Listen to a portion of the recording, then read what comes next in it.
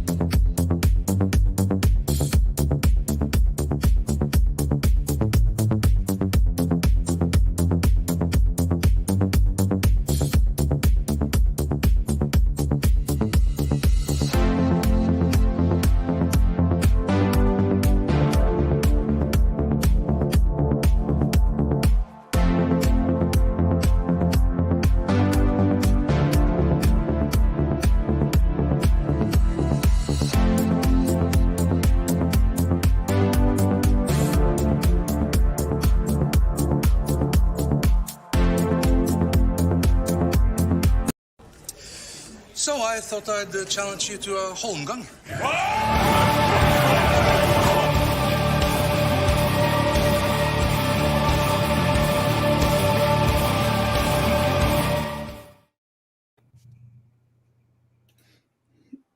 Hi, everybody. Hey, it's me, Matt Vader 74 from the Salty Nerd Podcast, and we are here for Saturday Morning Holmgang. We do this every Saturday morning with Mr. Matthew Kadish and Danny, who is running late. I'm not sure if he's going to be here right now. The Dork Night, Las Vegas, and man, I'm new to this. Kadish is insisting that I do the hosting duties today because I'm really terrible at this, and it's going to be weird, guys. It's going to be really weird. But this is our show. This is our show where we're going to start off with some topics, and then we're going to let the chat try to take over. Guys, we have the super chat function enabled. If you want to drop some topics in there, please feel free. We will be sure to highlight that. Also, think about joining our man, I'm like really losing this. I'm trying to do this off the top of my head. If they're watching after the live stream, super thanks. As the voice covers from behind the head. Yeah, guys, if you're watching this after the show, we have the super thanks enabled. Please try to consider dropping that. And with that, I'm going to bring in the boys here. Matthew Kadish, our producer, our author, our Mr. Everything. And down below, we got Brian from the Popcast. And these guys there he is. Woo! All right. And Danny is not here. See, I'm really terrible at this, man. Why did you make me do this? But I didn't make you. You said I'm going to host today, and I was like, okay. Yeah, that's okay. You want to tell everyone when we stream? Yeah, guys, we stream this show every Saturday morning at 10 a.m. And we also do other live streams during the week for the show. Matthew has his bad writing stream every Thursday evening at 5 p.m. See, I don't watch it because I'm at work, so I don't really know these things. You know, it's like, whatever. And you'd actually do some really good numbers on that stream. You have some very interesting characters that come on. You get other authors from look at you, man. You guys all just dropping the cheddar there. You get some really cool different we authors just had and stuff on there. So two former police detectives on the show to talk about writing crime fiction and stuff. So that was a lot of fun. Yeah. And then Brian, you got the Popcast. What are you guys doing over there? Yeah. We got a new video out. We launched it last week. And this one it was completely different than our normal video because it's hard to explain. But basically what we did was we found some really old clips of Daniel Jackson from Stargate. And in the very first episode of Stargate Universe, the final series for Stargate, the main character, Eli, was sitting there watching almost like Office introductory videos. You know, they do that like, the copy machine is here and do not rape your fellow office mates, right? Mm-hmm. Well, Daniel Jackson was giving him like a lesson on Stargate, and you saw, a brief glimpse of that. Well, we found the actual clips because they were like it was like a special feature on one of the DVDs in like the international DVDs, like the PAL format, like from Russia or something. So we bought the DVDs. I got them here. It cost me like $60. Ripped them out, and then I sat there and I frame by frame upscaled it and interpolated it so that it was 1080p 60 FPS. Jesus, that's a lot of work. Took me so long. Vader's just like, huh? What does that mean? Yeah, that so sounds super impressive. Yeah, so basically, it was filmed in like 360p, right? Which is like it's below standard definition. It was filmed to be like a webisode thing. They weren't planning on showing it very much. They added a special features because they had it, but then also it was in a variable bit rate. I'm sorry, frame rate. So it was skipping between like 18 and like 24 frames. So interpolating means you take it and you let AI artificially determine where the frames are going to be, so you can get an actual 60 frames or 30 frames or whatever you're looking for. Anyways, it took a long time, but that 10 minutes is up on the site. It's called Stargate 101 with Dr. Daniel Jackson. We introduce every one of his clips, and we show those beautiful remastered clips in all their glory. Nice. I'll be over there checking that out probably as soon as we're done with this. Yeah, go check it out because that video gets, for the amount of work I put in, it's not getting any views. I'm so confused.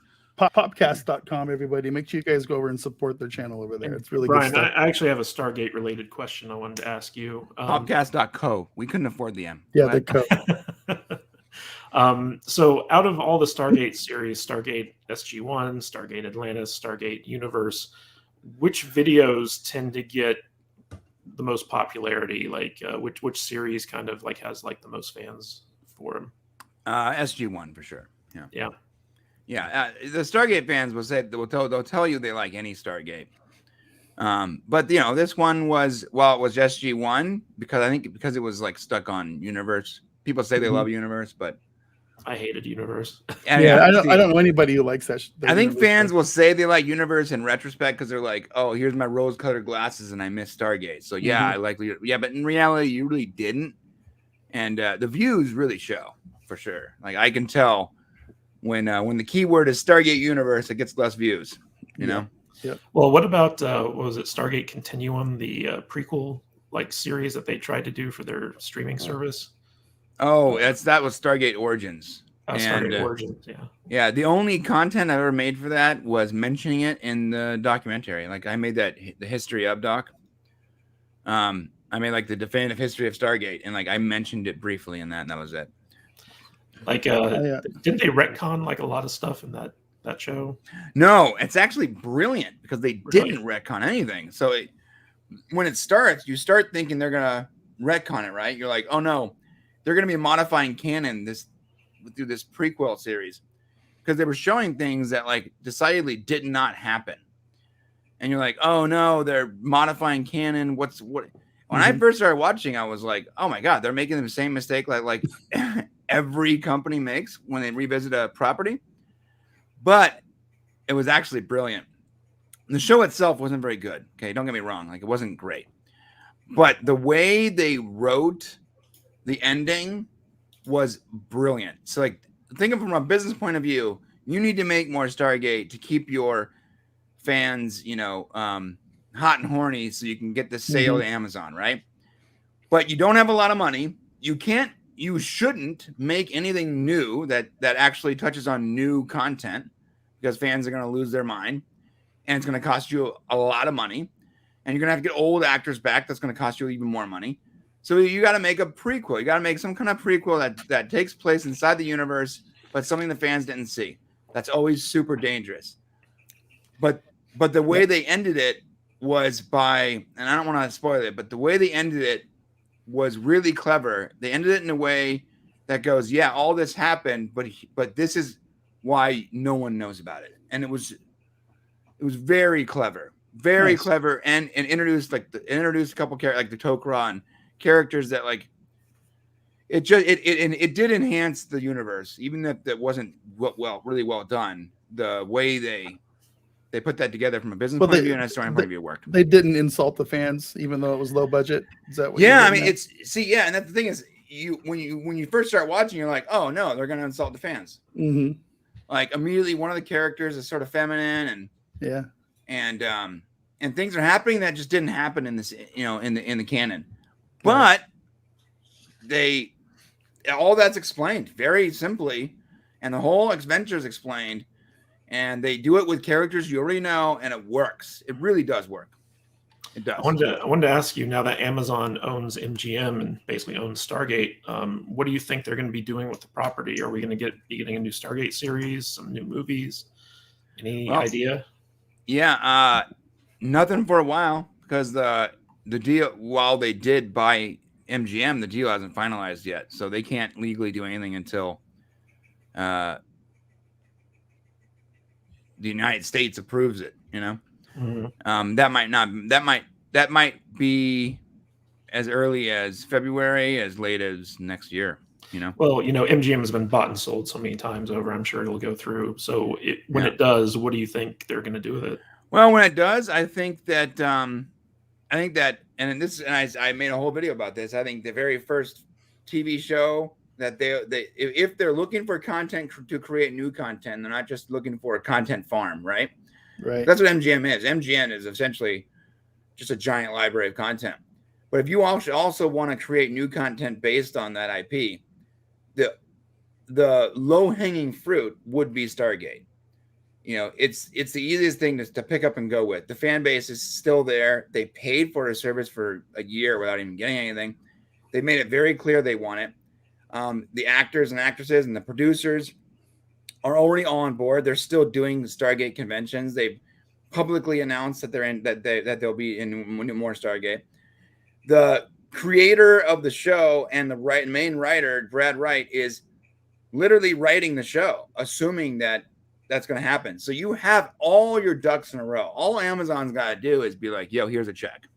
Mm-hmm. And it happens. I would love to see them kind of challenge CBS's Kurtzman era Star Trek stuff with the Stargate. I could just see Amazon just blowing that out and making it sure. one of the pillars of their service going forward. I find myself late at night when I get home from work, I'll go turn Netflix or something on to crash. And I used to watch, old school Star Trek or something, but anymore, I find myself kind of going towards the SG-1 episodes that are on Netflix and stuff. And I'm kind of enjoying it because I'll just throw some random thing in there. I should watch them in order, but I don't, but I gotta be honest. It's much easier now that when the Blu-rays, so when they came out in Blu-rays at the beginning of the year for SG-1 and Atlantis and everything, right? And it was artificially upscaled, some software upscaled it, but it was upscaled well enough where the streaming services took the new letterbox upscaled formats, and it's not actually native 1080p, but it is certainly decent. It holds up. You're watching something from 1995 and you're like, wow, it's not bad. Not just the story is good, but the quality of the picture is not bad. Yeah, it's crazy because other sci-fi shows around that era are going to be 4:3, 360p, sliders or something horrible. Yeah. But since that Blu-ray release, it's made it much easier for me to go back and watch Stargate. And in fact, I totally suggest doing this, starting off at season 2 and just watching the whole series. You can skip season 1. Not that season 1 was bad, but season 1, we've all seen it so many times. And it's a little dated, and there's some stuff in season 1 that is cringy enough for you just to sort of skip. And you can totally start at season 1 because you know the premise, and start season 2 and just roll, and it's great. Season 2 through 8 is fantastic. As much as I love SG-1, Stargate Atlantis has always been my favorite. 100%. Yeah, mine too. Yeah, I love Colonel Shepard. I love Rodney McKay, Ronan when he comes on.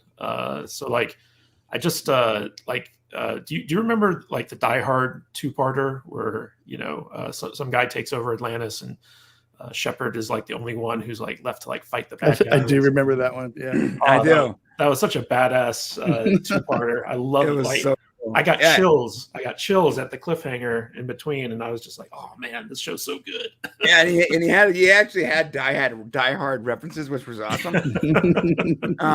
That's That's such a Stargate thing. Like they throw little like here's pop culture that are one because level. it's supposed to happen in like modern time, like right. in present That's day. the beauty of it. Like you are watching a sci-fi show that has all this fantastic technology and almost magical, futuristic stuff, but it's taking place now. Right. So super cool. It makes sense. Now I love the Orville, but whenever they do pop culture references, I'm like, it doesn't really. I mean, I'll buy it because I'll suspend my disbelief to buy it. But it is 300 years in the future. I doubt they're still listening to. I love that we've devolved into a SG1 or a Stargate chat here at the start of this because I'm not really prepared to talk about that show, but I do remember like there's like one episode and I think it was SG1 where they pretend like the word got out that this is happening, so they make a television show, right, to where they use it as a government cover up to say, oh, you're just talking about the television show, not the real stuff. Dude, and it brings all these. Right. It's great. I love it. Yeah, that was called Wormhole Extreme. Right. Okay. And when it first starts off, okay, this is what's brilliant about Stargate. When it first starts off, you're like, oh, okay, this is one of the episodes that are sort of it's goofy, like funny, a budget buster one. Yeah. Right. And sometimes. Sometimes Stargate had episodes that were like all on, like one of the best episodes of all time were the one that was all on the base and involved like 6 characters, and it was Jack O'Neill in a time loop basically, and he had to get out of it, and it was hilarious and it was heartfelt and it was warm, even though it was a bottle episode. It was perfectly done because at one point he's literally golfing through the gate, and his boss is like, "What are you doing?" He's like, "I'm beating my record." Yeah. And but it's brilliant because like you're able to dive into that character and get to know so much more about Jack O'Neill, even though they're spending so little money on that episode. Well, with Wormhole Extreme, I thought it was going to be one of those episodes where it was like, here's a little fun, jokey episode, but it was brilliant because it actually built the universe up in a way. It goes, how do we explain when a random Hatak vessel flies across the sky, or the battle over Antarctica? Right. Or all the crazy stuff that goes on that obviously people outside Colorado are seeing, right? Because it's and that's the CIA mind joke, like, oh, here's a TV show, and we can just say it's for the TV show. No, think about how meta that is. They're making a TV show. Now you're like, wait a minute, is Stargate real? Yeah. One of the episodes that stands out most in my mind is the one with I think it was Dan Hedaya, where he plays a barber who has some mental connection with Jack O'Neill, and he gets flashes of like the Stargate, adventures, and he writes it down as like a book, and he tries to get it published, and gets like the attention of like the government because they're like, how does he know all this classified information? Right. And then like at the end of the episode, they reveal that like the mental connection goes both ways, and Jack has been having like flashes of just like these like boring things, like picking his nose and coming in there. And Jack's life is so stressful, he just enjoyed those flashbacks. Yeah, it's so brilliant. He's just it was so calming. I loved it. Yeah, that is so funny. Like, in the way they weaved that into the story was like this whole guy is having this stressful thing and at the end of it, you're like, oh, Jack's been seeing the same visions, but he was cool with it because it was relaxing. He didn't even say anything. He didn't tell anybody he's having visions. He was like, no big deal. And the fact that it was Homer Simpson, like the guy who was playing the barber, it was brilliant. It was so good. Yeah, what's great too is like, so the barber basically was at a garage sale and picked up a rock, and that rock, because Jack had touched a similar rock that they were investigating. I guess these rocks were connected in a way, not stones or whatever. They were connected in a way that gave them that mental connection. But the great thing is that actually set them up for the following season when they used those stones to communicate with Jackson, and then later on with Stargate Universe. They paid with that one episode. They were able to pay off almost 3 seasons of television. It's brilliant. Like that should be a throwaway episode. It's an episodic content. It's throwaway, but they somehow go back and use episodic content in later on storylines. That hybrid model is so good. Brad Wright and Joseph Malazzi are just amazing writers. They really are. I'm big fans of theirs. Appreciate They that. they even did that show Travelers. Oh, I love Travelers. Travelers dude. is so good. Oh Yeah. man, I told my And brother, I'm like, also- you gotta watch also- it. It's like almost cerebral how good Yeah. this And sci-fi Dark is. Matter. Dark Matter was fantastic. It got canceled way too early. You know what's funny is the Dark Matter is amazing. If you look at Dark Matter and Travelers, like Brad Wright, his style is Travelers, and Joseph Malazzo, his story is Dark Matter. And you take Dark Matter and Travelers and you marry those two, and you get Stargate. Stargate. Yeah. It's brilliant. I feel like I missed out so much because I haven't watched any of those shows. I Those- envy you, bro. I envy No, you no, because no, like, after the stream, I would just go boot up Travelers. I don't know if you envy me or not because when those shows were all out, I was knee deep in neck deep in World of Warcraft guild stuff, and I was like really going strong and all that. So Well, it was just I like, watched Travelers and Dark Matter after the fact. I didn't watch them live. Yeah, I But mean, yeah, Travelers. There's three seasons of Travelers, and they actually had like an ending to the show. Okay, cool. So Yeah. like, you know, I'll it's check it a out. nice, good, complete story. Dark Matter is really good, but they didn't really get that. It's a little more finale, open ended. Yeah, Mhm. I think they plan to do another season. yeah. The brilliant part about Travelers is like Brad Wright was smart this time. He's like, look, I'll make the show, but I need this many seasons guaranteed. And when he wrote the show, he wrote it for that many episodes or whatever it was. Like he specifically wrote a beginning and end. So it's basically just a long movie. So Yeah, wasn't and Vader, the actress who plays Hanawa in C, was in Mhm. Travelers. She played Carly. I thought Dark Matter was a show like a Twilight Zone type show, where every episode was a completely different No. thing. What am I thinking of? Dark Matter. No, I'm sorry. You're thinking of Dark Mirror. Dark Mirror. Is that the one? No, Black Mirror. Black Where Mirror. like, where like the first episode was that guy that they were gonna make him have sex with a pig or something. Yeah, that was That's Black what- Mirror. See, I Okay, speak Vader. I'm- He went Dark Matter. Okay, Dark. Yeah. Sex with a Black pig. Matter is Yeah, the yeah, same yeah, as yeah. Mirror. Black Mirror. I don't know, man. Okay, yeah, I'm out there. I'm screwed up. But that's Yeah, okay. no. Black Mirror is good too. You know, people love Black Mirror.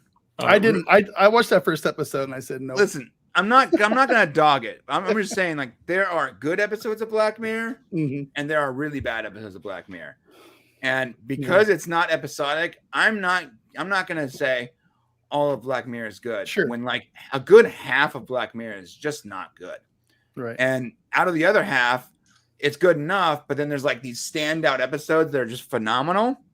And so those episodes are what a lot of people remember. Like the episode where it was almost like a Star Trek thing where the guy's in the simulation and I forgot what it was. It was great. And the museum, the Black Museum, amazing episodes. Yeah. Episodes, but there are a lot of Brian. episodes that are boring. Yeah, Brian, real quick, we have a user from Facebook who just asked if this is on YouTube. Yes, just go to saltynerdvideo.com. You'll find the link to this live stream going. So like if you want to have it playing in the background while you do other stuff, you can do that. You know, one of the cool things about Dark Matter that I thought was really interesting is that so instead of space travel, they have like consciousness entanglement where you get like a cloned body at like, you know, a different planet and you get your consciousness downloaded into that body. But if that body gets killed before it's able to back up its consciousness and send it back to the original body, you don't remember anything that happened from the moment that you got downloaded into it. So like, they Wait, had what some show are really- you talking about? I'm talking about Dark Matter. No, that wasn't Dark Matter. Yeah, it was. No, you're talking about Altered Carbon. No. I mean, Alter Carbon did something similar, but with Dark Matter, they could send their consciousness to a different planet and be put in. I mean, it's a big plot point in Dark Matter where, Really? yeah. Where How did I like, miss that? I don't know, because they have entire episodes about it. And basically, like, if the characters get killed before their consciousness can be sent back to their original body, they don't remember, like, like if they die, their consciousness goes back to their original body, and they don't remember anything that happened while they were like at that different planet. So, What? yeah, rewatch the show, man. No, That's a big part of that show. I'm about to about- rewatch no, it okay, or watch okay. it for the first Are we time. watching the same show? The crew wakes up and they can't Yeah. remember anything. Yeah. Yeah, but what that wasn't why though. It was because that the chick. No, that wasn't why that, but they have the technology where instead of you know, Oh, traveling via ship to a different place, they can send their consciousness and have it I got to rewatch that. I downloaded remember into a that. body. Oh, wait, I do remember that. Yes, Yeah. They didn't introduce that in the first season, though. That was later on when they were dealing with the government version of whatever that is, right? Yeah. Yeah, that's just a great show. Yeah, thank you, Dark Viking, USS Callister. That was an amazing episode, and it deserves its own show. But if every episode of Black Mirror had that same caliber, then I would be like, hey, Black Mirror is amazing. But if you look at it as a whole, you're like, well, there's a lot of episodes that are just bad, just boring and slow and have no real point. And it's like an obvious twist, you know? I remember Alien Nation. I was never a big fan of that show, though, or the movie. I heard it was good. So Which one? Black Mirror? No, Alien Nation. Oh, Alien Nation. Yeah, we had someone in the chat ask about it. Oh, yeah, I liked Alien Nation. The first I want to say season. No, I think it was like the first 5 episodes or whatever. It was really cool. It just took a long time to get off the ground. Yeah, I mean, it was a thinly veiled metaphor for immigration, but Right. Basically, as Silent Unseen points out, so it was an alien cop and a regular cop who are teamed up together, and they deal with the crimes and societal impacts that actual aliens coming to Earth and settling there. Alien Nation. That's an interesting show too. Yeah. There was a Netflix movie with Will Smith and It's called Shine. Is that the one where he's like an It's also a similar thing. Yeah, where they mixed in the high fantasy character, like yes, orcs and goblins and stuff. Yeah, that's a trippy thing. It's like modern day after going through hundreds of years of high fantasy. I think it was loosely based on Shadow. It was called Bright. Right. Yeah, Bright. I had so much more. I really wanted that movie to be like amazing, and it was okay. But when I first saw the trailer, I was like, "This is such a great idea. This is amazing. Let's do this." But then I was like, the way it was executed was very. Yeah, they kind of dropped the ball on that one. Yeah, they did. We got a $4.99 super chat from Steven Surreal. Thank you, sir. Yes, he says, you guys are so fun to listen to and are so open-minded. I hope I can send you guys my book someday and maybe even sponsor an episode. Oh, well, love to hear more about your book. There's a writing sub chat room in our Discord if you want to go in there and tell us about it, Stephen. So had the movie with James Caan and then the TV series. They're talking about Alien Nation. Alien Nation. Zach says, after the panel yesterday, I'm curious how you guys would have dealt with the Alex Kamal problem in The Expanse, separate from the Cass Anvar problem. Now, So I haven't seen the latest. I haven't seen the latest season of The Expanse, so I'm not sure what's going on quite yet. Well, The Expanse is it's a great show. Yeah, it's a great show. I feel like the entire story of The Expanse, though, could have been told in like 2 seasons, and it was dragged out a little bit. Great characters, I'm not complaining. Great characters, great story, but they definitely dragged the story out for as long as they could. Each season is based on a book in the series, so yeah, but they didn't. I understand that, but they didn't have to do that. There were so many episodes that don't go anywhere or don't further the story at all, and that's my biggest complaint with The Expanse. I like the show a lot. I love the story. Yeah, the books are better.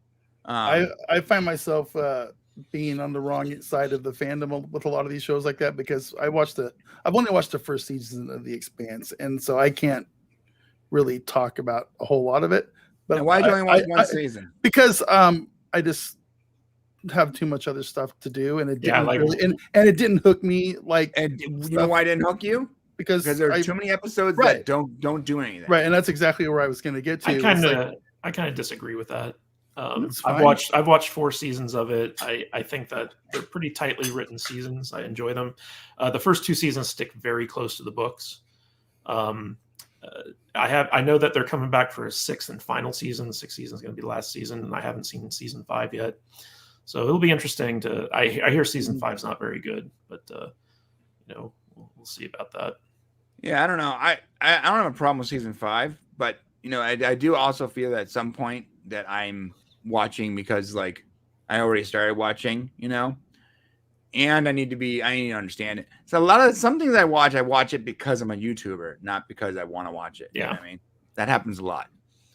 And sometimes it works out in where I actually end up liking it, and I'm glad that I started watching it because I'm a YouTuber. But sometimes it's the opposite, where I'm like, oh, I had to watch this. You know what I mean? Vader wouldn't watch 90% of what he does if it wasn't for our podcast. No, I would not. Have you guys seen Upload? No, I have not. Oh, wait, is that the Amazon Prime one where they? Yeah, we did see that actually. Vader, we watched it for the podcast. Yeah. It's the one where the guy dies and his consciousness is uploaded into a digital afterlife, and I believe it was something Amell. What's his name? It's not Stephen Amell. It was his cousin. Oh, is that the one where Stephen Amell and his brother or cousin or whatever both were in it? No, that was the movie. The TV show is basically he's in the digital afterlife, and he's hanging out with all these people who are dead, but their consciousness is digitized, and he's kind of dealing. Oh, it was a series. Yeah, it was a series. And they can go to like the afterlife resort, and depending on how much money you have, you can go to like the shithole, or you can go to the nice AAA resort. Robert Amell. Yes. Yeah. That was actually a pretty interesting series. I love it because like his girlfriend was wealthy and put him up in there. So he's in like the great version of the afterlife, but he has no money. And she's like, and she's psycho. And she's psycho. So she basically like controls his entire afterlife. So it's almost like it's basically hell. And if you don't pay attention to me, you're gonna get stuck down in that. And he's basement. Falling in love with his handler, and then like if you don't pay your bills, you get put down to like 2 gigs of data, and like you just like are frozen like when you run out of data. Guys, look who's joined us. Danny, what's up, bud? The Dark Knight arrives. The Dark Knight returns. I'm sorry, I had knee surgery on Thursday, and I guess the pain meds. I'm sorry I'm late. So thanks for man. That's what I told him. Okay, man, just be honest. You got blitzed last night and just woke up. I wish. I can't even drink right now because like I'm hobbling around with crutches and a cane. So bummer. Yeah, that's all right. At least you made it. That's fine. So, oh man, we've talked about like every nerd show that there is to talk about.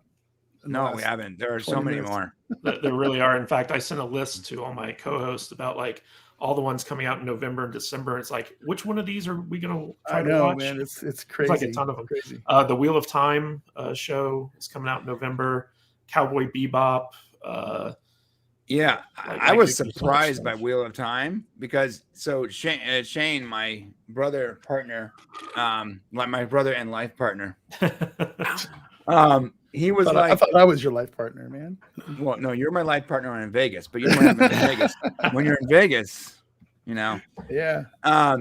Anyways, he was like, "Hey, we got to do this thing about the Wheel of Time because I read the books and I love the books and I can't wait for it. It's gonna be great." And I'm like.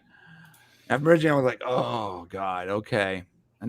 He's so into fantasy, and I'm not. He's like, I mean, he's gonna want to talk about nothing but Wheel of Time, and he's like, "We should make a Wheel of Time video." I'm like, "There's no TV show, there's no movie, there's no video to pull from to create a video about Wheel of Time."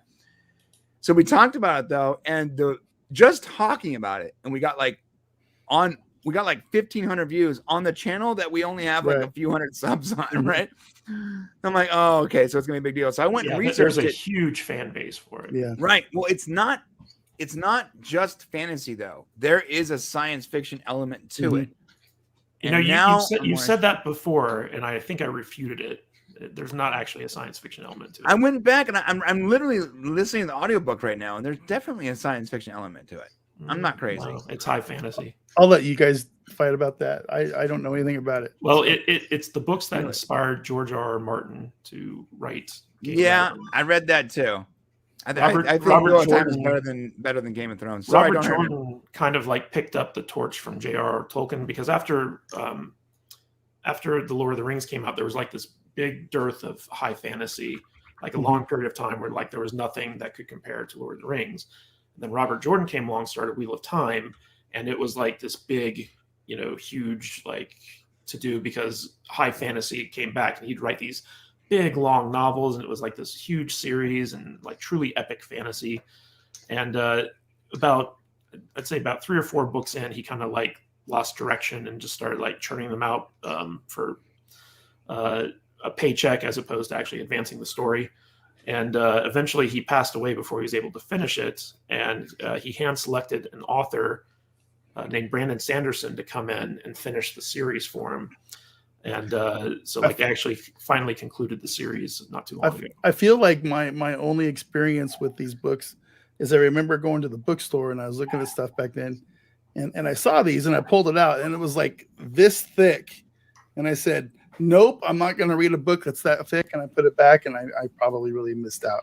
So, bro, okay. So then I went to the comic book section and, bought a couple comic books because that's just where my brain is. I don't like to read giant big books. I just checked to make sure I was reading the right one. I am reading. I'm listening to the Robert Jordan one. Mm-hmm. And here's the science fiction elements. So I'm not nuts here. Okay. The dark one. This is the right one, right? The dark one's in this one. Right? Yep. And he's like, he exists he exists outside of space and time. I'm not crazy here. Like there's dimensions. That sounds very sci-fi to me. I mean, that's fantasy too. Okay, well, okay. So I guess you can read however you want, but there's definitely, in my opinion, science fiction elements to this. Yeah, but he exists outside of space and time in the sense that he's a magical being, and the whole idea of the Wheel of Time is that everything's circular, right? So you have these situations where basically the universe ends and then gets restarted all over again. And you keep having this unbreaking cycle until this series comes along. So, well, it seems very cosmic to me. Well, there are no spaceships. There are no ray guns. I mean, like everything. You don't have to have those things to be science fiction, though. Travelers was science fiction. There was no spaceships or ray guns. But I mean, like that was they used technology to time travel. There's no technology in these books. It's all based around the magic and the one power, which is like the source of like all magic. So I classify it as fantasy, not science fiction. Okay, fine. On a totally different subject, I'm surprised nobody mentioned the fact that I'm the only non-bearded person here when I've had a beard every other time. I noticed that, Danny. Well, we hadn't got there yet. Oh, that's right. You had a beard. Your face is smooth like a baby's butt. Like Data's butt. Yeah. Smoother than an android's bottom, eh, Data? And he was like, no. You guys all got some catching up to do because my beard is the far superior beard.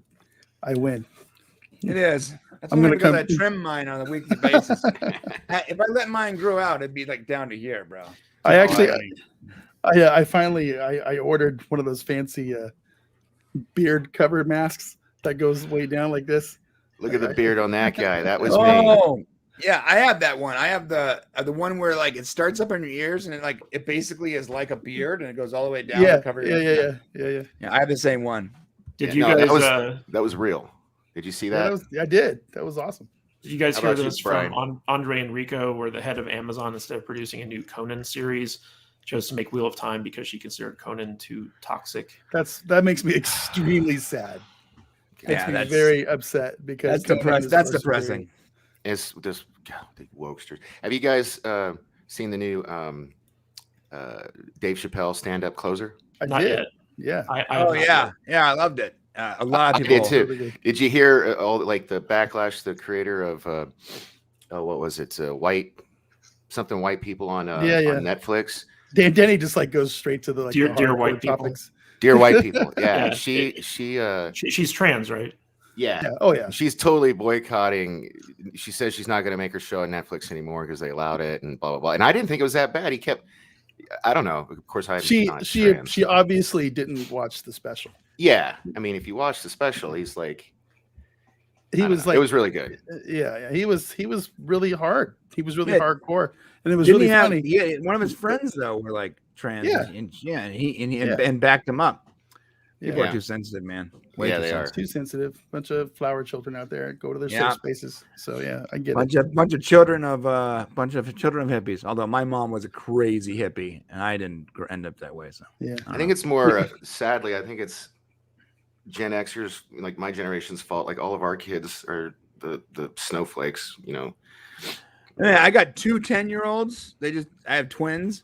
They just turned 10, and I woke up this morning with one of my girls screaming at somebody in Fortnite and calling him a snowflake sissy. That's hilarious. That's how I Good. woke up this morning. Like, oh yeah, take that. And she's like, I'm so proud of you right now. And I'm like, So speaking what's of going on? What are you mad? She goes, I'm not mad. I'm like, it sounds like you're mad. She's like screaming at some people in Fortnite. Like 10-year-old. Speaking of Fortnite, did you guys hear about the Twitch hack? Oh Yes. yeah, I did. Uh-oh. Yeah, This I did not. I would love to I hear was a about big this. enough streamer on there to care. Yeah. So basically, someone hacked Twitch, got all this data, and they released how much all the top streamers make. I think that they released like the top 50 streamers' income. Yep. From that thing, and it was crazy. Vader, do you want to kind of go over some of the Well, I do have the hold on, let me pull this up so I can Twitch link. I have the where'd it go? Shit. So yeah, I got it right here. Hold on, let me. So the top. No, that's not it. That's the wrong tweet. Yeah, here we go. So Look at that, bro. Oh my god. yeah, so like here's the top ones. You know, these people on Twitch, and they released all their money. Making $5 million. Oh my god. well, the top one, Critical Role, is like a group of voice actors who do live action role play, like Dungeons and Dragons and stuff on Twitch, and they're pulling in close to $10 million a it's year. crazy. So it's like me personally, I don't really have an issue with people making money. And, making money. And if these people are able to do this, I'm fine with it. But my whole thing with this is this hack and all this information getting released. How is this going to affect these people's ability to sustain this? You know, are people going to not want to donate to these people now because they make a lot of money? I don't It's think not so. just bits, you though. know. It's also ads, right? Well, yeah, I mean, it's pretty much everything that Twitch gives them in terms of money. But if you look at Tim the Tap Man, so he made $3.2 million in 2019, or from 2019 to 2020. But he just signed an exclusive deal with YouTube. Mm-hmm. So, you know, YouTube had to have beaten that number in order for him to make the jump from Twitch. So he's probably making like, you know, at least double that on YouTube, I would think. One of the interesting things about this to me was that how low on the list Ninja has fallen.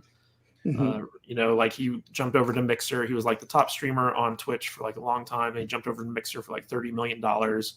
And after a year, Mixer went under. And so he came back to Twitch. And now he's only making like 1.6 million a year compared to all these other guys. And he he used to be like the top of the top.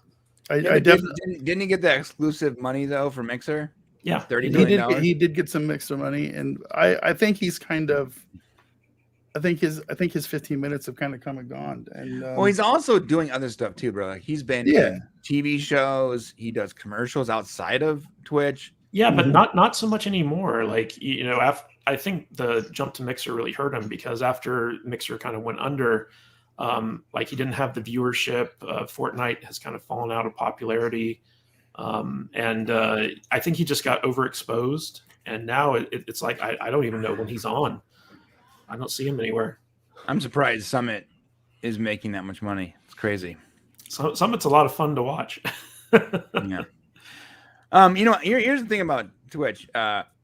There are talk show hosts on traditional media and actors and whatever that make way more money than that. They make 30, 40, 50 million dollars a year, right?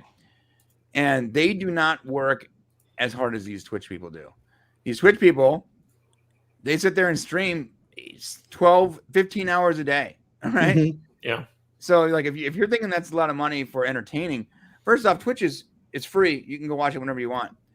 And they're still making a fraction of what, like, say, some late night host that works a couple hours a day is making. So people should not be mad about this. These guys are streaming, creating content for 12 hours a day. And on the same note, it takes a lot of time to get to that point. Oh, sure. Case in point, we've been doing YouTube for like 3 years, and we don't we don't make a lot of money. This should make people happy and hopeful. It shouldn't make people mad. You should be happy for these people, and it should give you hope to be like, hey, look, I can do this. Not like, oh, screw these guys for making so much money. That's just the people that are like that just have a shit mentality. You're gonna have shit lives, and so right. And those people are always gonna be broke. Because they have a poverty mentality where they don't think that they can break out because someone is holding them down. And you know what? That's possible. That's a possibility. But I'll tell you what, half of what's holding people down like that are their own mentalities and not their ability to hustle, right? Exactly. So I feel like anybody who's criticizing this or upset about this, it says more about them than this. Yeah, I agree. You know what actually surprises me about this list is how few thoughts are actually on it.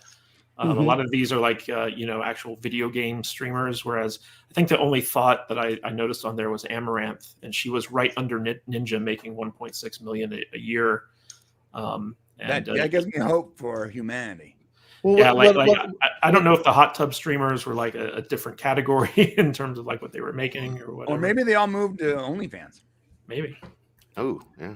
I mean, I have a Twitch account, and I haven't used it for a while, but it was a lot of work. I put in a lot of time and a lot of effort trying to get that thing going. And I got to affiliate, and I made $112 last year. So I'm way down on the list. And I felt like I put in a lot of time. Yeah. So bro. I know how hard these guys work, but I'd be happy with, we barely hit 1,000 followers. If I could match what I make at my day job, I would more than happily do this. I don't need $3 million a year. I need 60,000. And that's the beauty of this. Like, you know what I mean? Because you can live comfortably off a fraction of this, that should give you hope that you can do that either Twitch or YouTube or Spotify or whatever your jam is. If it's just podcasting, if you want to sit around and talk about stuff or make digital content for people, like, you can do that. And all you need is a fraction of this to make a decent living. Yeah. I mean, Asmon Gold, he's up there. He's at 2.5 million. He, all he does is, World of Warcraft for the most part. I mean, he's moved over to Final Fantasy now, but, there's some variety streamers on here, like Admiral Balhu or something like that. He's making millions of dollars a year. I say more power to these guys. I think that's great. And what you got to remember, though, this is just their Twitch money. Yeah. Every single one of these people have other revenue streams. I was actually surprised at how low Dr. Lupo was on the list, because he's another one who went to YouTube with a exclusive contract. I would be curious to know where Dr. Disrespect. Yeah, Dr. Disrespect would have landed. Where would he have fallen had they not? Had they not banned him? Like he's suing Twitch right now. Yeah, you should be suing them because there was seemingly no reason to ban him. It's almost we don't know the reason yet, but from what I can tell, it seems like a very personal reason with Twitch. Like he was constantly bad mouthing Twitch over their policies, over their hypocritical sort of methods on dealing with people and copyright situations and all that. And then at some point, it reached a threshold where Twitch is like, you know what, get this guy out of here.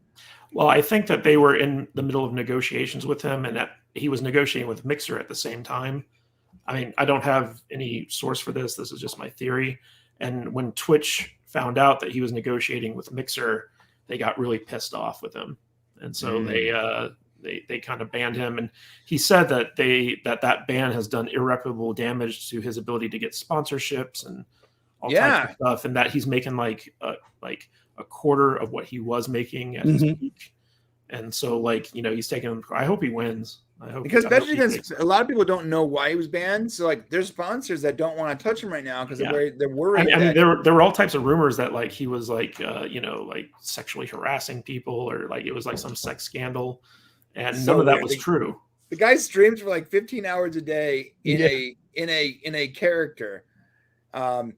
Where would he have time to sexually harass someone? Not only does he stream in character, but he's actually really good. Yeah, no, he's great. I don't even care about the game. I'll watch him, and I don't even care about any of the games he's playing. I don't care. He's always in character too. That's kind of what I awesome. appreciate about I love that.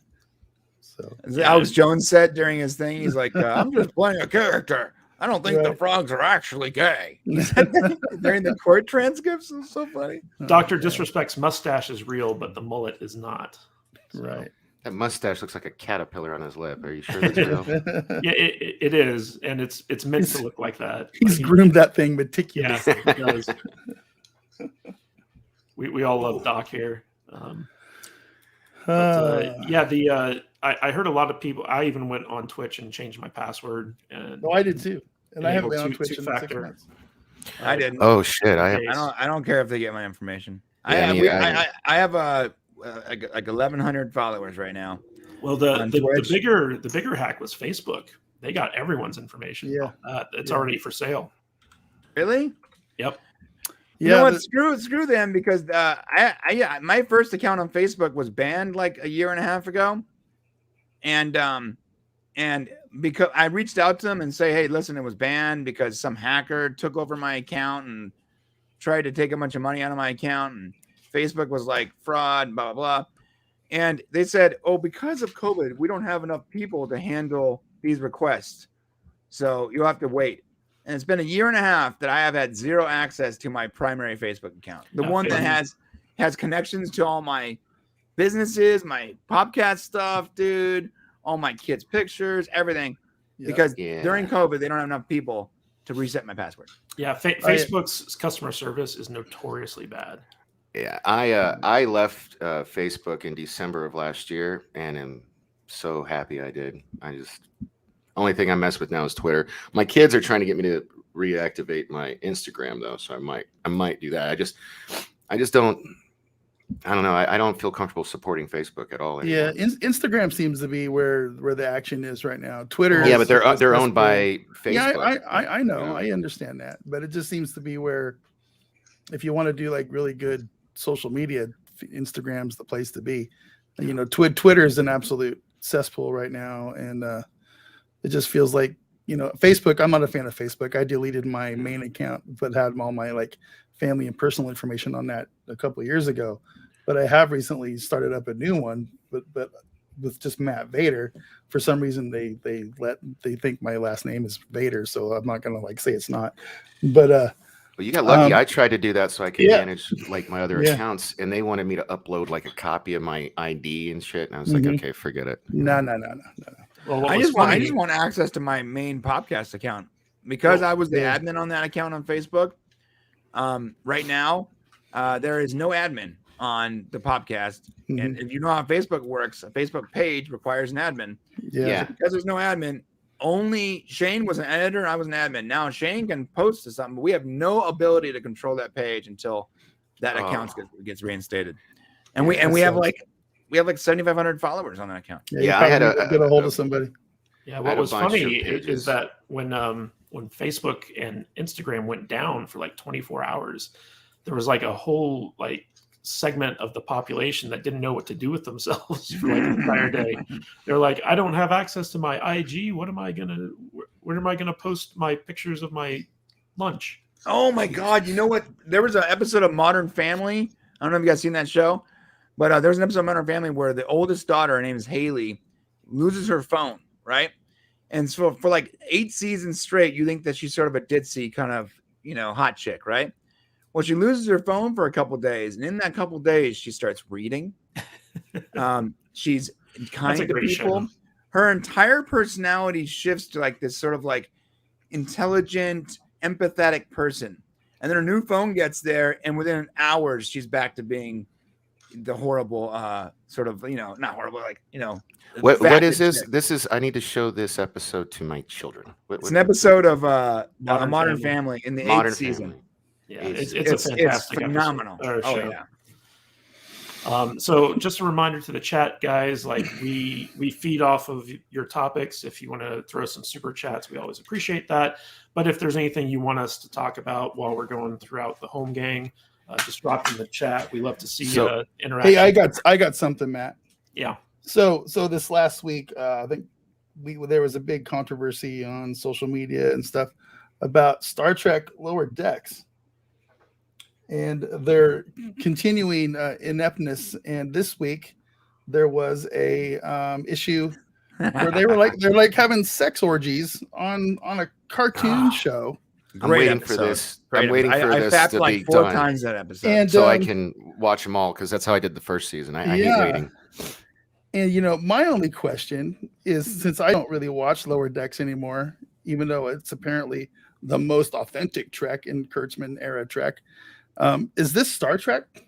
Is this a Star Trek show, guys? When they're doing orgies and people riding each other bareback down the halls of the ships, even if it's in a holodeck, what's going on here? What's going on? No, but I masturbated like 3 times. I know, right? Yeah. What do you guys? I haven't seen this particular. I haven't seen this particular episode because again, I'm waiting to binge them all like I did the first season. I actually loved the first season. So apparently, the main character, I forget her name. What's her name, Matthew? The captain's daughter. The captain's daughter. Yeah. She's doing some kind of training exercise in the holodeck, and I put in a naked time simulator. And the next thing you know, she's walking through her ship and she's encountering all of her crew. Getting a little freaky deaky. And we got stuff like this. Hey, hi, how are you? This is on a kid show. Oh yeah, that's not a kid show. It's not a kid show, but it's a definitely not cartoon, a kid's show. and kids are gonna watch it, and they know this. And what's going on here, guys? Seriously, what's going on here? I'm just hoping that they go full on R-rated and we see some dicks. Might as well at this point, right? Whatever. It's not Star Trek. But to be fair, it's a fun cartoon for adults. And everybody, when I compare this to Rick and Morty, everybody gets mad at me. But let me explain something. Well, it's like the same people that made Rick and Morty. Yeah, it has the same animation style, and it's an adult cartoon. Yes, it's not Rick and Morty, of course, but it's a similar show in the sense where it's science fiction, right? Same animation. And it's for adults. That's why I compared Rick and Morty. Not like the story beats, but like this. It's an adult science fiction comedy cartoon. I don't know how else to say it. That's what it is. Yeah, I've been kind of more lenient on this show than most people in our sphere have. But I find it funny. I find it entertaining, and I don't take it seriously as Star Trek. So a lot of this stuff doesn't bother me all that much. So it's not Star Trek. That's why I enjoy it, because it's not Star Trek. Do we give it a pass because it's animated and it's a Rick and Morty style show? Yeah. Well, we give it in the pass in this sense, my friend. We give it in the pass where you go, okay, well, it's not Star Trek. It's an animated adult cartoon. But what I don't give a pass to is all the people out there that are trying to say this is canon. Stop. But they've said it's canon. I know. Stop, though. Please stop. Don't do that. The show writers and creators have said this is a canon show. It feels like to me, they need to take a lesson from Disney and just call this a what if, man. Yeah. This feels more like the creators watched the Orville and was like, "Oh, that's really cool. Let's do an animated version called Star Trek." And that leads me to my next question. I wanted to ask about this. If this was an Orville show, if this was on the Orville, would people be okay with this? They've had this on the Orville. Exactly. They did with Bortus. Yeah. That was gay orgy. That was such a great episode, though. In that same episode, when Isaac goes to fix they fix it, and the what are they called?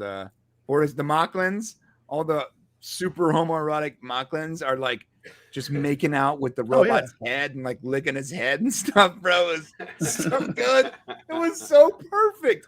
Yeah. I had laughed so hard, and that was the episode I realized, oh, my kids can never watch this. Jesus. Yeah. They can never watch this. But do we want Star Trek shows where we can't watch it with our kids? We've already got those. We got But- those in spades. And that's always But- been my biggest complaint. That's why I Yeah. hate like Discovery, Discovery and Picard. Picard, you can't watch Yeah. with your kids. I understand that, but if this was like old like Berman era stuff, would we be okay with it? No, Or are we just? I don't know. you know, Although it's- Berman it's- era, it's- had it's- some. it's 2021, so we're cool with cartoon Star Trek people riding each other bareback style. Well, no, but here's the deal. It's just- Berman, I don't get it. don't forget, and I'm not. I'm playing devil's advocate here because I don't Mhm. like the new version of Star Trek. But I tell you this, Berman had. Don't forget the decon chambers. Oh yeah, yeah, for Okay. sure. All right, here, how about this, guys? That was more Braga. I'm than not trying to Berman. hijack the feed here, but look at this. I'm gonna put something in my box. Okay. Look at this. Oh, wrong one. This one. Look at that. Oh, there you go. There you go. All right, that was like an entire 8 minutes. We all Like, love that. We all there's love that episode. There's Oh, eight. oh, There's oh, 8 we to went- 10 minutes of the two most attractive females in the show just working out in skin tight. That was Well, so it will odd. go Yeah, all the way but- back but- to the but- original series. Those scantily clad, women are like that was a Okay, that was a hallmark of the original. I'm playing series. devil's advocate here now too, and to me, there's a big difference between that and if they had shown Troy and Crusher naked, scissoring each other in 10 forward, it'd be different, right? What? Am I wrong? I'm sure there are porn versions sorry, that I- have actually done that. Blood just rushed into my other parts of my body, and I just lost consciousness for a second. So I'm Yeah, it just- would be different though. You're it's, right. it's a bit much. Yeah. it's a This bit was much. this was more like here's hot chicks working out. They're talking about something that's going on in the show at the time, and it was like, yeah, okay, it's a reason for us to put attractive women on screen, but it wasn't it wasn't like they weren't in leather whipping each other with butt Mhm. plugs. Yeah, there was nothing overtly sexual about that scene. It was just women working out in skin tight And all Right, of us horny 80s nerds, leotards. all of us horny nerds going, whoa.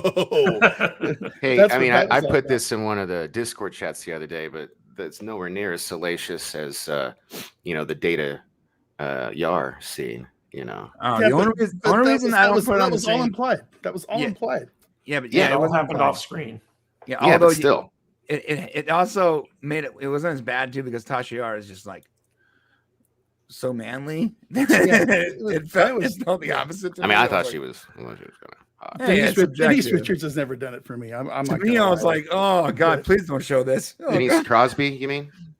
Denise Crosby. Denise Crosby. Yeah. Yeah. My bad. Sorry. But and I never really cared if Data was fully functional or not. It was never a thing after that episode, So Well, not until First Contact.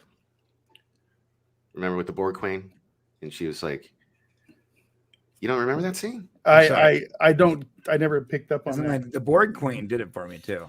Everybody Yeah, has no, it crazy. because she asked him how long it's been. Yeah. Oh yeah. I remember. And he's It's like, just- I'm fully functional and multiple. Like he says kind of the same thing, and then she's like, "And how long's it been?" And he like knows it all the way down to the seconds. You know what I mean? But again, the Borg Queen didn't take his pants off and mount him in the middle of the movie. This is true. No. No. See that there's ways to do this. Like with like for example, you still this might be a bad example, but I told you guys I saw Venom with my kid or whatever. Mhm. And it's PG-13, so they don't show Venom biting people's heads off or Carnage biting people's heads off. Mhm. But like they clearly do. They do it Right. through like the implication, just kind of the same. So there's a way to do this stuff and keep it like family friendly, so to speak. Like Star Trek has in the past. I think now it's just more like, and Kata should probably agree with this. It's just more like lazy writing, cheap heat, and stuff like that. Sure. Sure. Well, it's Kurtzman. Like he's like, oh yeah, that's funny. Do it. Yeah. Right. Yeah, that sounds funny. Yeah. What you I say, think that sounds great. I haven't seen it yet, but there's another episode I think where I think it was the episode before this, as somebody said, where they got the Mugatos, the apes with the horns, and they're like they do some kind of mating ritual, and then they can like do something where they like jerk their horn to pleasure themselves and stuff, and they're showing that kind of stuff on the screen too. So, I don't know. It just seems like they're kind of getting a little bit raunchy with this stuff, and Star Trek has always, there's always been some sexuality and stuff in some of these episodes, but it's never been so overt and in your face. And I don't think Star Trek needs that. Dude, the No, I decon totally agree. chamber. You know what I mean? Although Brian, you could keep that on a loop the rest of the time. You Yeah, talk for about sure. it if you I was want. actually trying to turn it off because I can hear the audio in the background. It was So we've actually got a super chat here from Commandant VHS for $2, and they want to know, what movie would you like to see on ultra high definition Blu-ray? Fifth Element. Oh, that's a good answer. That's a good answer. I'd have to think about that. But Showgirls. Oh, goodness gracious. No, dude, the Fifth Element was so visually appealing that I can only imagine what it would look like in beautiful 4K. So I don't know about movie, but my knee-jerk reaction is I really want Deep Space Nine on Blu-ray. You know, I've got the next gen Blu-ray set, and they, you know, and all the special features they keep talking about. If this does well enough, you know, we're gonna do Deep Space Nine next. Blah blah blah. So I guess it didn't do well enough because they never did Deep Space Nine. But I really love all the. They made more than their money back. Plus, the streaming service is all bit, and they're all using those formats. I just think that there's not enough money in it for them. That's what it is. Oh. You know, yeah. Look, it's going to cost. I actually did a cost analysis for this. If you took, let's just say Voyager, because it's a little easier to quantify. Voyager, if you upscaled that with the original film and you actually remastered it, not upscaled, sorry, remastered. The difference between remaster and upscale is when you take the lower format and you artificially via AI smooth over the grain and sort of pump the rate up. But with a remaster, you go back to the original cans, the film, what they shot on, and you take that and you give it that 4K treatment. Well, the problem is the visual graphics weren't made in 4K. They were made in like whatever crappy computer tech they had back then. So they would have to recreate all the digital effects, the ships, the planets, whatever, right? Well, the cost on that for 7 seasons would be somewhere around $35-40 million just for the graphics, and the cost for the rest of it. You're talking like a $50 million investment. So they're going to sell enough Blu-ray sets for $50 million. Are streaming companies going to pick up that content, you know, at a higher rate because of that? Do they stream that's? I don't know the answer to this. Do they stream the Blu-ray versions of the next gen? Because I know they stream the remastered. I mean, not that they're Blu-ray, but they stream the remastered TOS episodes with. Yeah. The TNG episodes are all in HD now. They are okay. Yeah, not 4K, but it is HD, and it's, you know, and it has the same aspect ratio. So it's the Blu-ray versions basically now. Yeah, 1080p. Okay.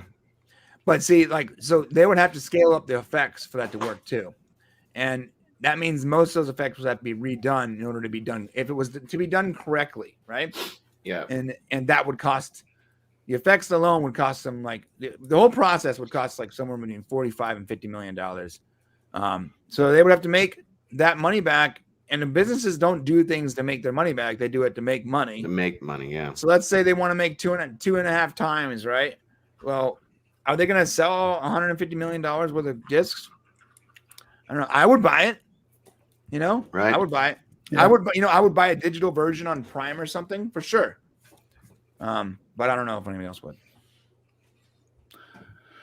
Well, right. you need a UHD TV to really get the experience from that. You do, Yeah. but also any computer screen is better than the current version of Voyager and DS9 we have right now, because like quality is so bad. As someone who makes the DS9 videos, trying to upscale, I have tried to upscale DS9, and I'm a masterful upscaler.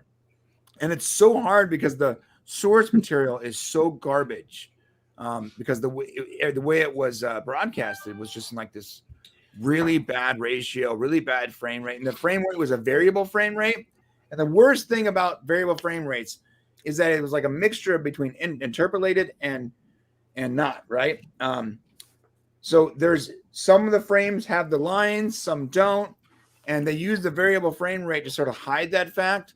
So that's what you're seeing on streaming services, and it looks really, really bad. And so upscaling it is almost impossible unless you have the original material to work with. Right. Well, that's what they did with the special features on the next gen Blu-rays are really fascinating, because what they did was they took the 35 millimeter film and they scanned it into the computer. Right. And then they redid everything like it was the way it was described. It sounded like a very painstaking and expensive process. So Yeah, it is. It's very difficult. So yeah, they would have to make the money. I would love it, and I would love if there was an entire company out there, and this might be a good business opportunity.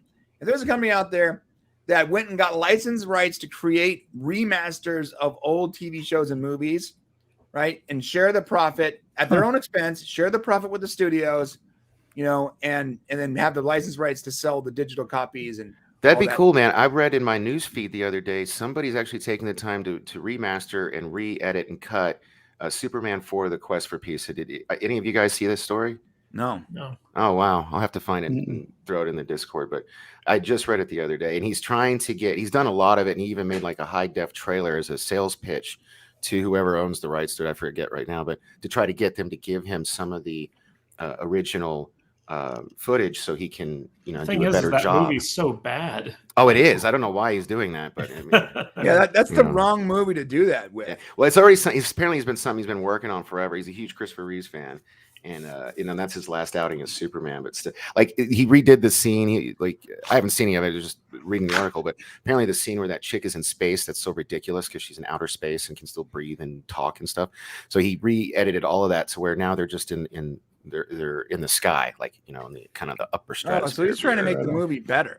Yeah, That's yeah, interesting. Yeah. And you guys are like really like techie nerds. You guys are like throwing me. I have nothing to say about this stuff, but it's okay. I'm going to change the subject, guys. Bro, you're a YouTuber, bro. You should learn this stuff. I know, right? Matt, I got a question for you, and I want you to share my screen really quick because we're gonna move on here. Okay. You've been writing detective stuff. You've been talking to some homicide guys on your other show. Yep. Are these the eyes of the Zodiac Killer? It's quite possible. Is this the dude? Tell us about this guy, man. So, one of the most famous serial killers in history is the Zodiac Killer, and one of the reasons he's so famous is, number one, he never got caught. Nobody knew his identity, and number three, he was antagonistic to police officers. He actually sent them letters kind of taunting them and daring them to catch him and things of that nature. And so he's one of the few real life examples of the quote unquote brilliant serial killer trope, where you have a killer who can outsmart the police and continue his reign of terror and stuff like that. And so the Zodiac Killer has fascinated true crime people and mystery novelists and stuff like that for decades. And recently, a cold case unit made up of retired FBI agents and police officers and stuff like that came out and said that they know the identity of the serial killer, the Zodiac.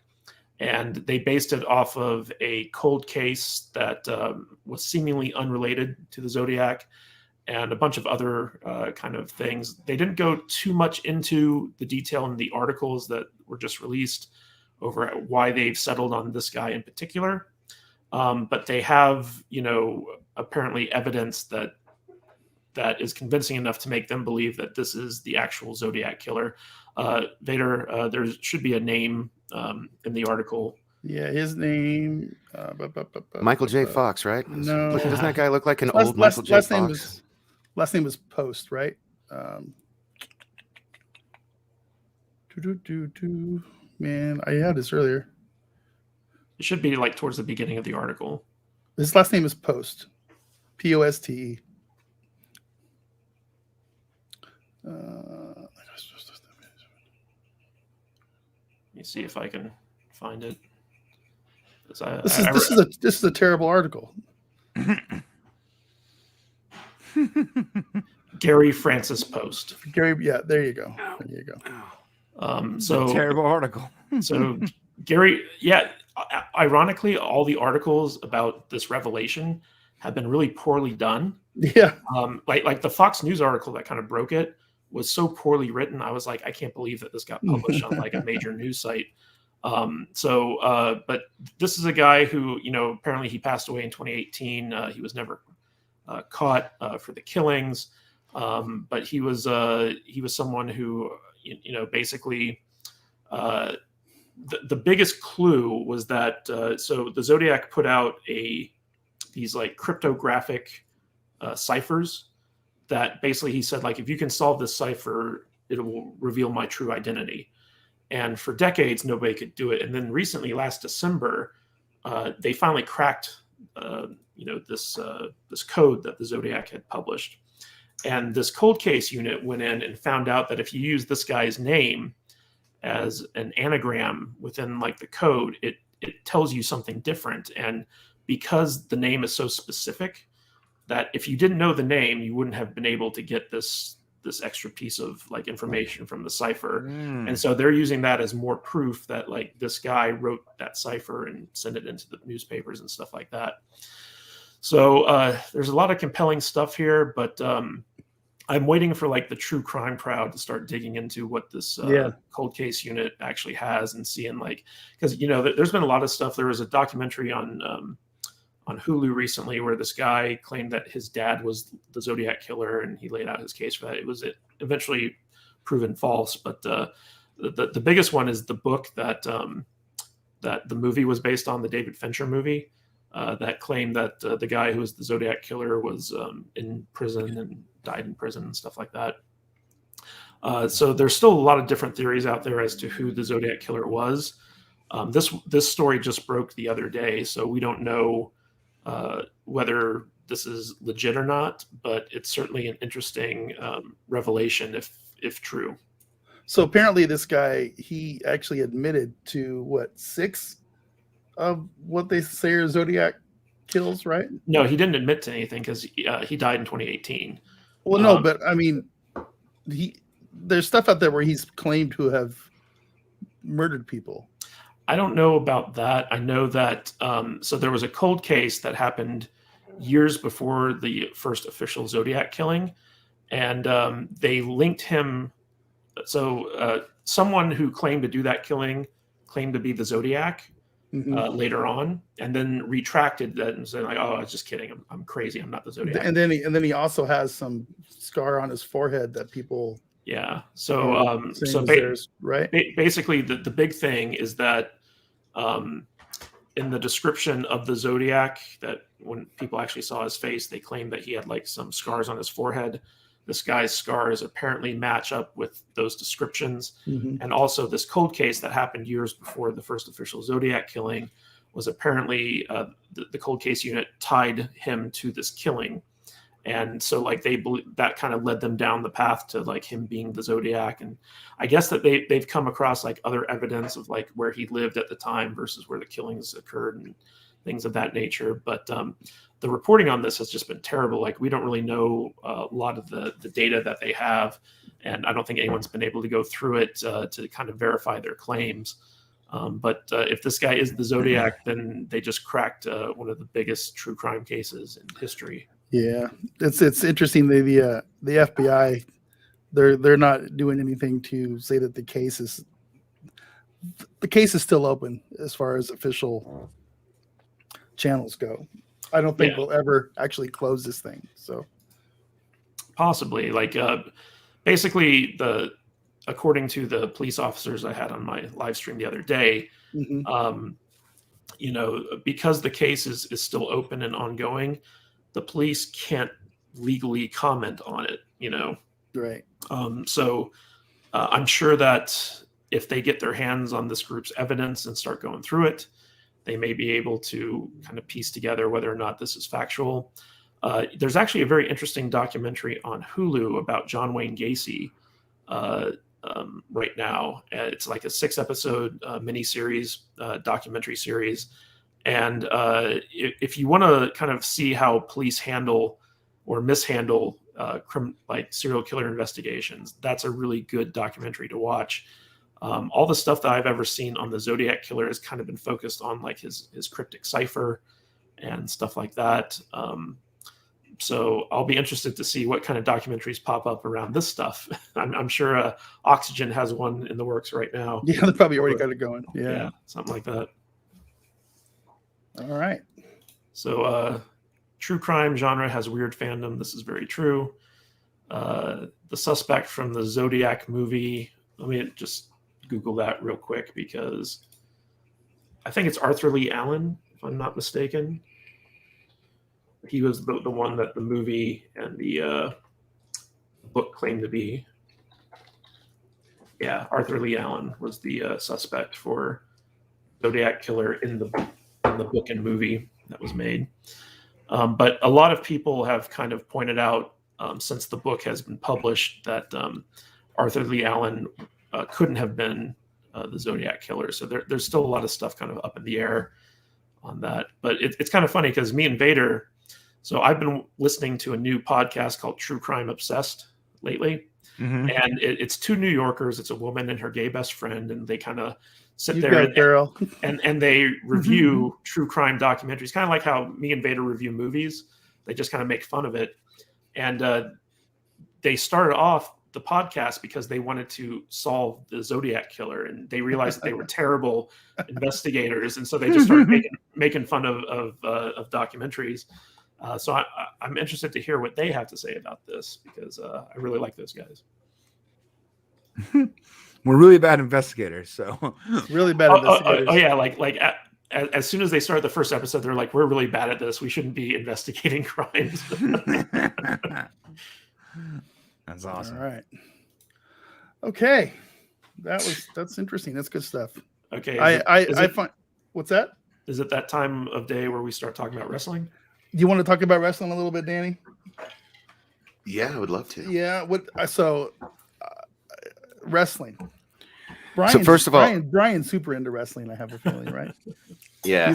He's just gonna log off. So I see you guys later. Ooh yeah. All right. No. Yeah, we can talk about some wrestling really quick. I managed to watch Lightning this week, the Wednesday night show, right? Dynamite. See, I get them mixed up. Dynamite. I think didn't Lightning used to be like a WWE show back in the day? No, it was WCW Thunder on Thursday nights. Oh, that's what it was. Way back. Never been a show called Lightning. That's the second week in a row I've said that too. That's funny.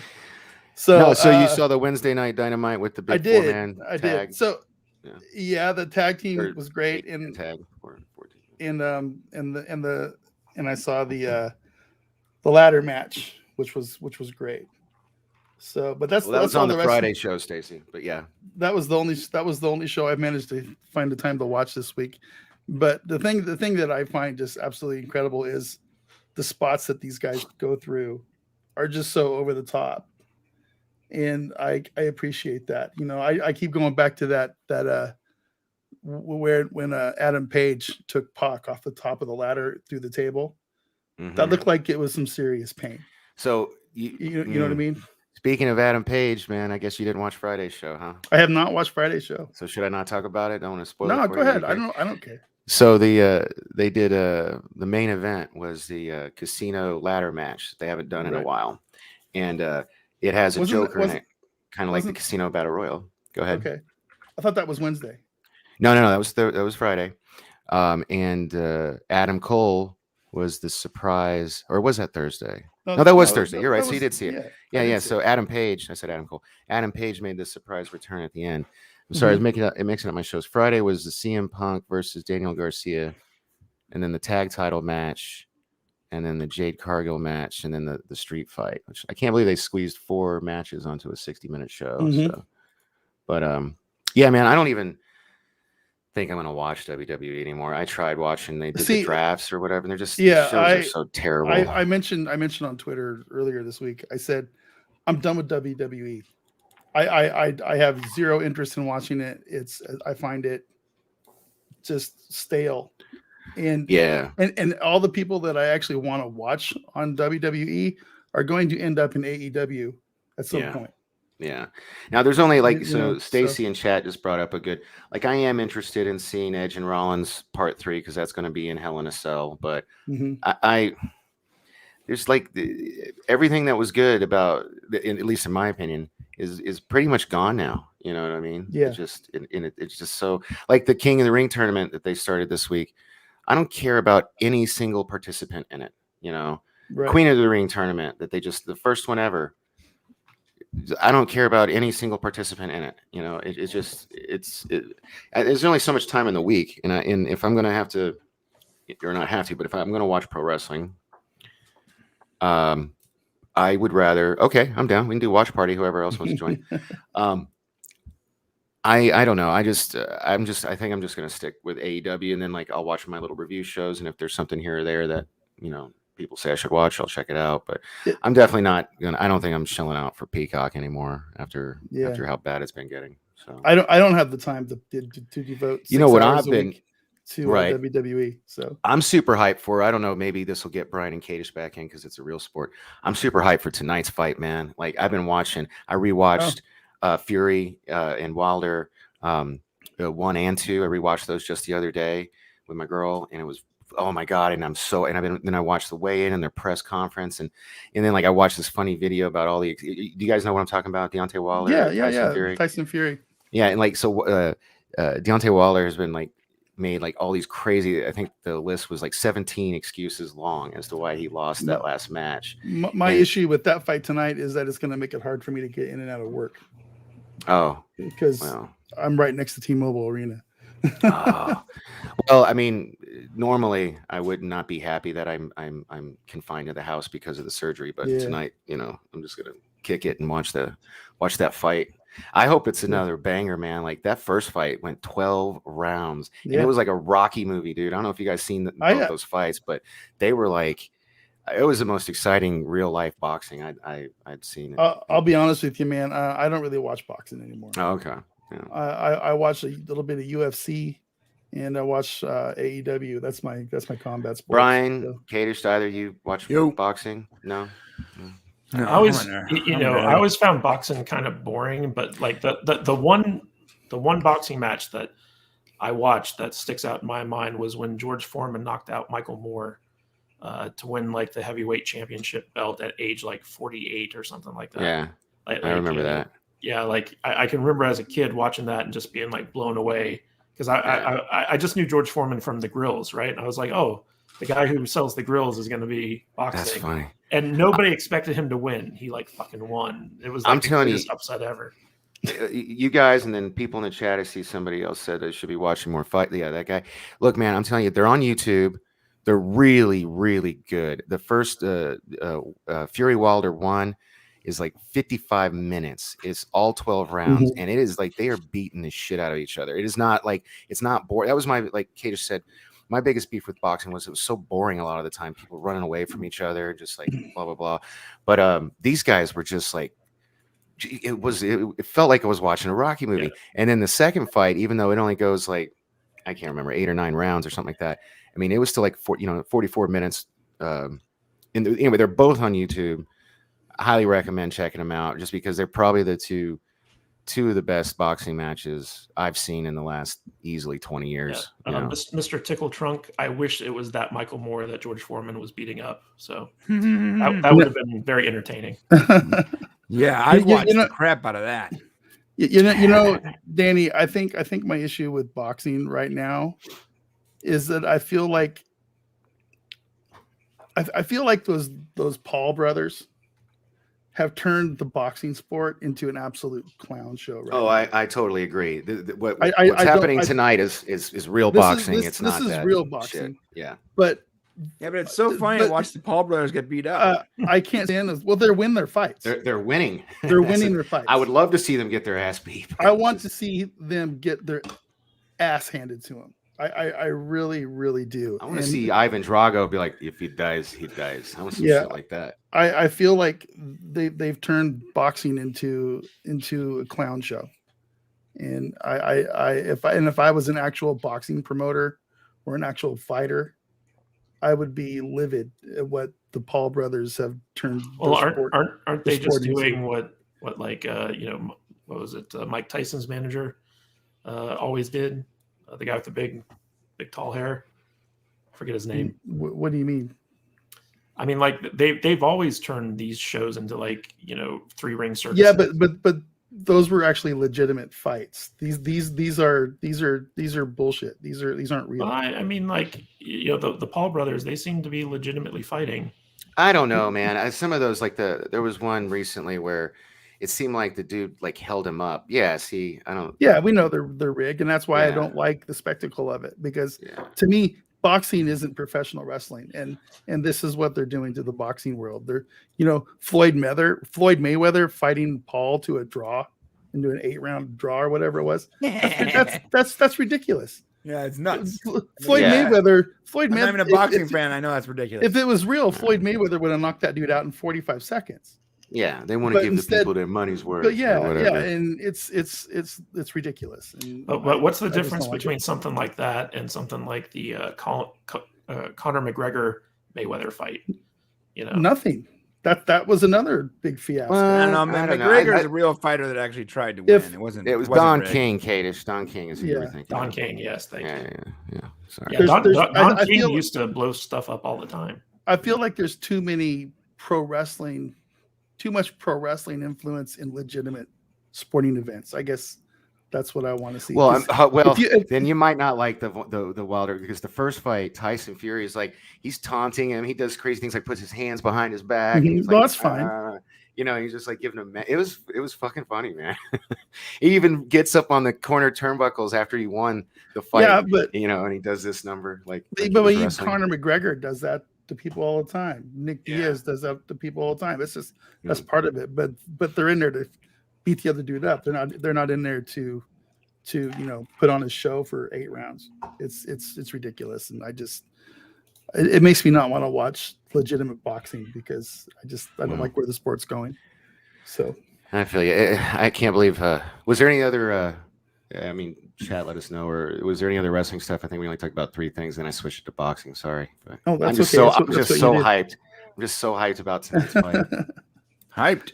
No, in fact, I think we've been going an hour and a half. That's kind of what we want to do for this show. So I think it's probably about time to wrap things up.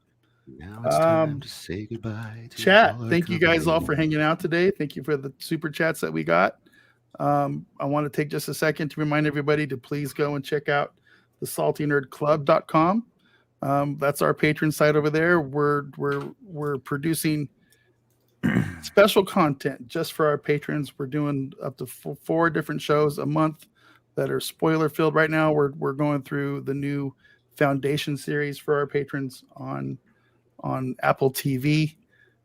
We're having a lot of fun with that show, and that is, like I said, it's a patron only show. We're doing a quick little 10-minute spoiler free thing that we put on YouTube, but the main show is for our patrons that we do for Foundation. And we're going to be doing something for our patrons every week from now on that the rest of the world isn't going to get to see. And it's going to be. I'll have to check. It's going to be different. Check that out. I finally broke down and got Apple Plus. And started watching Foundation, but it was.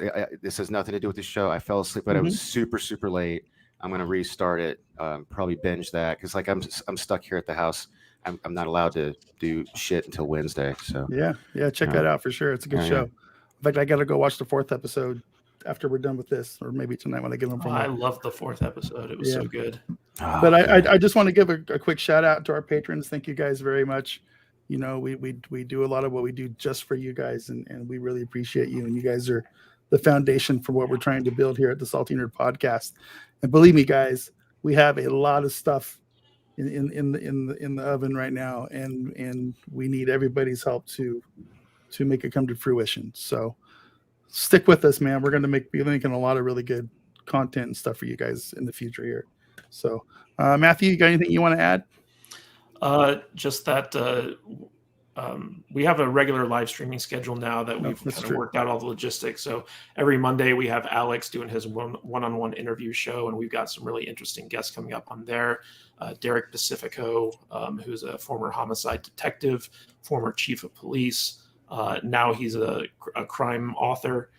He's going to be on Alex's next show, and he's going to be sharing all types of stories of his time as a police detective and as someone who knows Derek, because he was on my show last week. His stories are fascinating, so you're not going to want to miss that. And then the week after that, Alex is going to be interviewing Adam Krigler, Tim Pool's former co-host, and we're going to have him on A Case of the Mondays. And so every Monday at 8 p.m. Pacific, 11 p.m. Eastern, Alex does his show. And then Thursday nights is my night, where I do a 2-hour stream about writing and storytelling. And I try to get an expert panel on there to talk about different topics. We've had Ethan Van Scriver on to talk about the Green Lantern movie, because he was the artist on Green Lantern a while back. And we had 2 former police detectives on the other day. You are the slayer of names, my friend. Skyver, Ethan Van Skyver. There you go. I am terrible at pronunciation. My apologies. And then, of course, every Saturday morning, Matt Vader's show, The Holmgang here, which is at 10 a.m. Pacific and 1 p.m. Eastern. So if you guys want to come hang out in the chat, talk with us, this is the stream to do it. And all these streams will remain on our channel afterwards. So if you guys missed it live, you can go back and rewatch it and all that good stuff. Leave some super thanks in the comments for us if you want to help support the stream. Because what we're doing, guys, is we're saving up to get an actual studio here in Las Vegas where we can have 24-hour access for everyone to go there and edit and do like voiceovers and podcast recordings and live streams and all types of good stuff. And so that's our goal for 2022 is to earn enough to afford a space dedicated just to the podcast. And we're all really excited about that. So everything that you give us goes right towards that goal, and we really appreciate it. And that's a place for me to sleep every convention. Sure, we'll put a cot here for you. You bet. Exactly. And Mr. Tickle Trunk, thank you for that $5 Canadian super sticker. Very nice of you. So all that stuff and more here on the Salty Nerd Podcast. Be sure to like and subscribe to the channel to get notified every time we do a new live stream. We do have our 100th episode of the SMP Weekly Show. It's going to be coming out soon. We're looking forward to that. Hopefully I can talk the boys into doing something fun with that. And Brian, show your show for us really quick. What do you got going on? Popcast.co. Go to youtube.com/thepopcast. But more importantly, youtube.com/thepopcast lives, where we do our live show. And we do a live show every week. We do a nice long live show. Then every day there's the clips are uploaded to that channel. So youtube.com/thepopcast live. And then our prime channel is youtube.com/thepopcast. And that's where you get our more documentary style stuff. And it's excellent. Believe me, it's really good. It is really good. And if you're really interested, we have an OnlyFans where Shane takes his clothes off. And the t-shirt store, right? Right. Mixtees.com/thepopcast. There you go. Danny, what you got going on? Anything? Just recovering? Just recovering, man. Yeah. Okay, man. Enjoy those pain meds. Don't enjoy them too much. Don't enjoy them too much. They haven't. No, they only gave me a short supply, and then Monday I'm supposed to get more. But I know they're really stingy with that stuff these days, right? Ouch. Yeah, they are. Ouch. Yes. Oh, ow. Sorry. Yeah. No, man. I can't. It sucks. You can't see it. But, I've got this crazy. You're good. Sit down. You're all right. Brace on. I It's understand. it was right from my crotch all the way down to my ankle on my left leg. It's terrible. All right. Chat, thank you guys for hanging out. And with that, I think we're going to bail. Everybody have a good day. And as always, stay salty, everybody. Have a great day. Stay salty, my friend. Live long and prosper.